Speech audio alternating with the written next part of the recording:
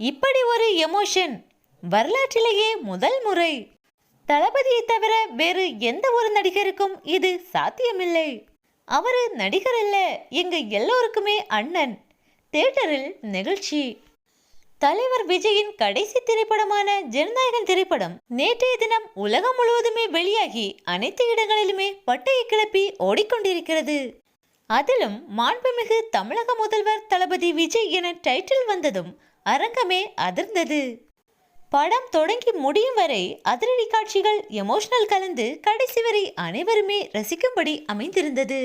படம் ரிலீஸுக்கு முன்பே இணையத்தில் கசிந்தாலும் அதையெல்லாம் பொருள்படுத்தாமல் அரங்கம் நிறைந்த காட்சிகளாக வெளியான அனைத்து இடங்களிலுமே வெற்றி நடை போட்டுக் கொண்டிருக்கிறது.